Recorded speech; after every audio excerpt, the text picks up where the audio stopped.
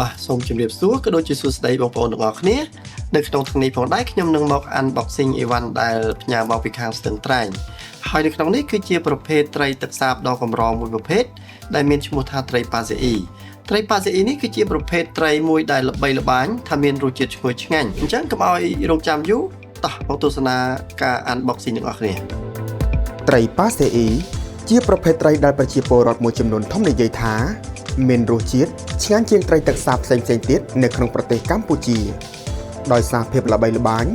និងជាប្រភេទត្រីកម្ររកបាននោះធ្វើឲ្យត្រីមួយប្រភេទនេះមានតម្លៃខុសពីត្រីទឹកសាបធម្មតាពលរដ្ឋចង់បរិភោគត្រីប្រភេទនេះត្រូវដឹងពីរដូវរបស់វាទើបអាចរកទិញបានតាមធម្មតាត្រីនេះច្រើនមាននៅចន្លោះខែវិច្ឆិកាដល់ខែកុម្ភៈអាចមានតម្លៃចន្លោះពី 25,000 ទៅ 40,000 រៀលក្នុង1គីឡូក្រាមត្រីប្រភេទនេះអាចមានទម្ងន់រហូតដល់3គីឡូក្រាមក្នុងមួយក្បាលត្រីប៉ាសេអ៊ីគេអាចយកទៅស្ងោរជ្រក់ចំហុយខនិងធ្វើអ្វីក៏បានតាមចំណង់ចំណូលចិត្តដូចត្រីផ្សេងៗទៀតផងដែរបាទឥឡូវយើងបាន unboxing រួចរាល់ហើយក៏សូមអធិស្ឋានសម្រាប់បងប្អូនទាំងអស់គ្នាដែរបើសិនជាមានការខុសឆ្គងអីដោយសារតែការ unboxing មិញនេះវាមានការញ៉ៃញ៉ៃតិចព្រោះកបិតផងព្រឹកដៃផងទាញតម្រង់ថាដកត្រីចេញពី plastic មកបានដោយសារតែត្រូវផ្ញើមកតាំងពីខែស្ទឹងត្រែងមកមានឆ្ងាយហើយត្រូវប្រើពេលវេលាយូរតែចឹងទៅគាត់បានរៀបចំវិកខ្ចប់វាត្រឹមត្រូវ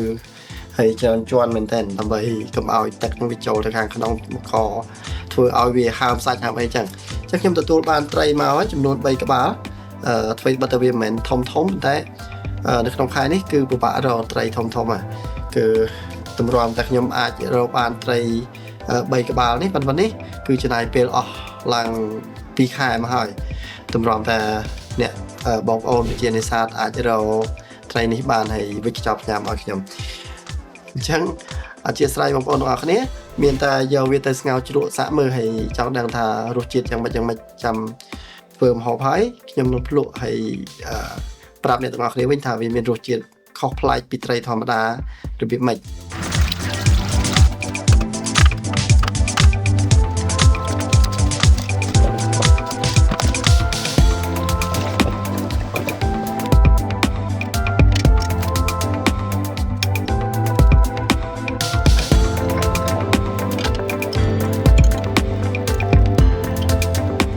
បាទឥឡូវម្ហូបខ្ញុំបានធ្វើហើយគឺខ្ញុំអត់ដឹងធ្វើម្ហូបអីឆ្ងាញ់ទេខ្ញុំយកមកស្ងោរជ្រក់ហើយ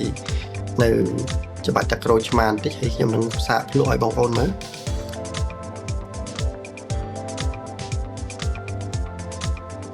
ចឹងយើងស្ងោរជ្រក់ធម្មតាទេគ្រាន់តែបង់គ្រឿងមកអីទៅហើយចុងក្រោយយើងមានជីមានអីយើងយកមកដាក់មកហើយច្បាច់ក្រូចឆ្មាច្បាច់អីទៅហើយសម្រាប់បងប្អូនណាដែលចូលចិត្តហឹរអីអាចដាក់ម្ទេសអីបានប៉ុន្តែសម្រាប់ខ្ញុំអត់ទេខ្ញុំអត់ចូលចិត្តហឹរហើយខ្ញុំសាកភ្លក់មើលតែរសជាតិវារបៀបមិនដែរហើយសូមអធិស្ឋានផងបងប្អូន